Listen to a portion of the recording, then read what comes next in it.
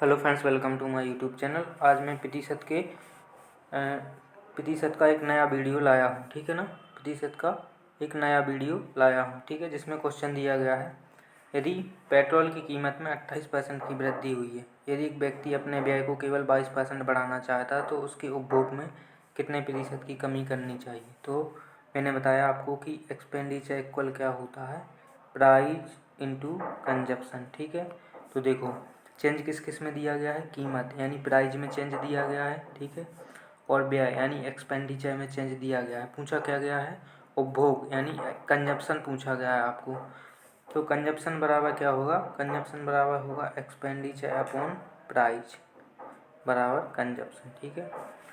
तो यानी कि खपत में अपन कीमत से भाग देंगे तो ही अपना उपभोग निकलेगा, कंजप्शन निकलेगा, ठीक है। तो इसको कैसे सॉल्व करेंगे, एक्सपेंडिचर क्या आ जाएगा अपना, एक्सपेंडिचर का रेशियो आ जाएगा 100 से 128, यानी 28% की क्या हुई है, वृद्धि हुई है, 100 से 128, ठीक।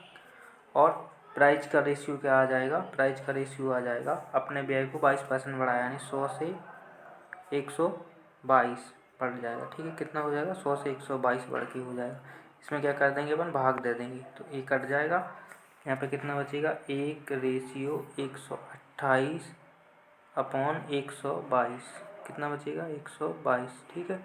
इसका क्रॉस गुणा हो जाएगा तो रेशियो क्या निकल के आएगा, कंजप्शन का रेशियो निकल के आएगा 122 इंटू 128, ठीक है।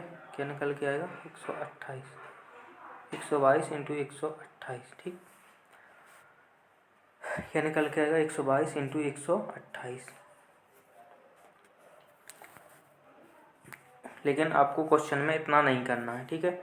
इसका शॉर्टकट मैं बताता हूँ कि शॉर्टकट कैसे करना है इसका, ठीक है। शॉर्टकट ऐसे करना है कि सीधा डायरेक्ट कंजप्शन का रेशियो लिखना है। कैसे लिखना है, कंजप्शन इक्वल उपभोग में कितने प्रतिशत की कमी करनी चाहिए।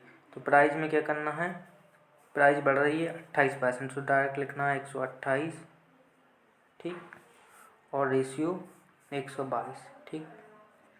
तो कितने प्रतिशत को कम करना चाहिए, 6 यूनिट, 6/128, ठीक है। एग्जाम में ऐसा सॉल्व करना है, बड़े में 100। जब इसको सॉल्व करेंगे तो कितना निकलेगा, 4.7%। इसका करेक्ट आंसर बी हो जाएगा, ठीक। नेक्स्ट क्वेश्चन दिया गया है, यदि पेट्रोल की कीमत 19% बढ़ जाती है, ठीक है, और पेट्रोल का केवल 12% खर्च बढ़े, ठीक है, 12% क्या बढ़ा, खर्च, तो इसके पेट्रोल में कितने प्रतिशत को पूर्णांक तक, एक करीब पूर्णांक तक कम करना चाहिए, यानी खपत कितनी करनी चाहिए, कंजप्शन कम, ठीक है। तो कैसे करेंगे, कंजप्शन का डायरेक्ट रेशियो लिखेंगे, 19% बढ़ा तो 119, ठीक, और 12% बढ़ा तो 112, ठीक है ना। 17 सत्ते 119 और 16 से काटेंगे, 16 सत्ते 112, ठीक है।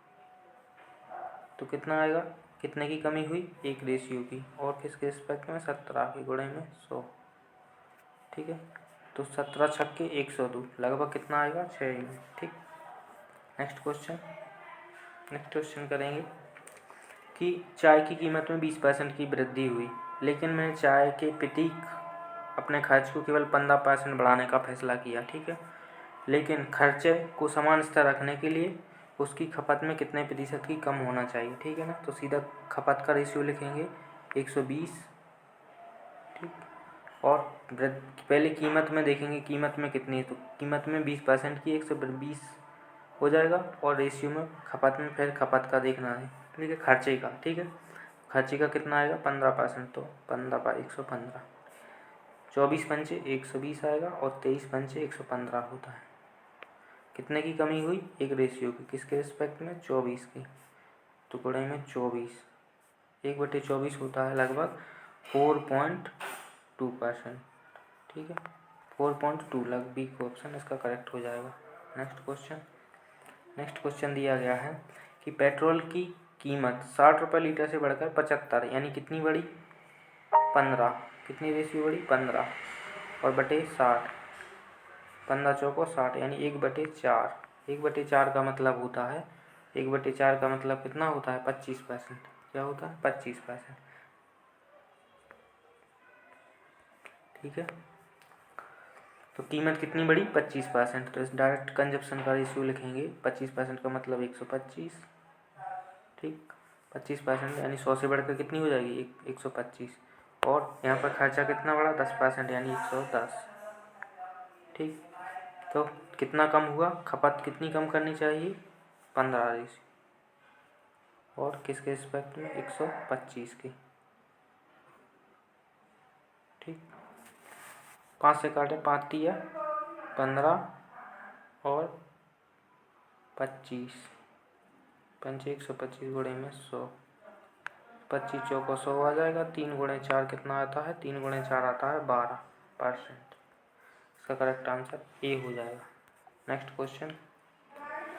क्वेश्चन दिया गया है कि चीनी के मूल्य में 53% की वृद्धि हुई, तो एक परिवार ने इसकी खपत को कितना कम करना चाहिए?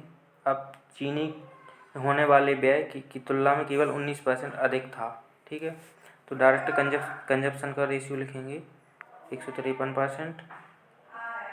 ठीक है, और 19% अधिक था तो 119। ठीक है ना, 17 से काटेंगे, 17 नंबर 153 और 17 सत्ते 119। ठीक, दिया क्या गया है? कंजप्शन का रेशियो। यदि पहले क्या थी चीनी की मासिक खपत? पहले यानी 9 रेशियो, यानी 9 रेशियो का मान दिया गया है कितना? 38.7। एक रेशियो का मान आएगा 9 चौको 36, 4.3। पूछा क्या गया? चीनी की मासिक खपत में कितने प्रतिशत की कमी हुई? कितने की कमी हुई? 2 रेशियो की। कितने की कमी हुई? 2 रेशियो की। तो यहाँ एक रेशियो का मान 4.2 दिया है, तो 2 रेशियो का मान कितना होगा? 8.6। 8.6 इसका ए ऑप्शन करेक्ट हो जाएगा। ठीक है, नेक्स्ट क्वेश्चन दिया गया है कि यदि दाल के मूल्य में 32% वृद्धि के कारण एक व्यक्ति अपने उपभोग में इस प्रकार कमी करता है ताकि उसके खर्च में केवल 10% की वृद्धि हो, तो डायरेक्ट कंजप्शन का रेशियो क्या लिखेंगे? 132 और 110। ठीक है ना, काट देंगे। 11 एकम 11, 11 दूनी 22। ठीक है, 11 दूनी 22। ठीक है, यहाँ से 10 रेशियो 2 से फिर काट देंगे, 2 से काटेंगे, 2 छक्के 12 और 2 पंचे 10। ठीक है, और दिया क्या गया है? इसके यदि मूल्य बढ़ने के पश्चात 150 किलोग्राम दाल का उपयोग करता है, मूल्य बढ़ने के यानी 5 रेशियो का मान कितना दिया गया है? 150। मूल्य बढ़ने के बाद एक रेशियो का मान कितना आया? 30। 5 रेशियो का मान 150, तो 5 छक्के 30, एक रेशियो का मान 30। पूछा गया ज्ञात कीजिए कि प्रारंभ में दाल कितने किलोग्राम का उपभोग किया? तो प्रारंभ कितना है? 6 रेशियो। एक रेशियो का मान 30 है, तो 6 रेशियो का मान कितना होगा? 6 गुणे में 30 यानी 180। Correct answer. वीडियो अच्छा लगा तो वीडियो को लाइक एंड शेयर करिए।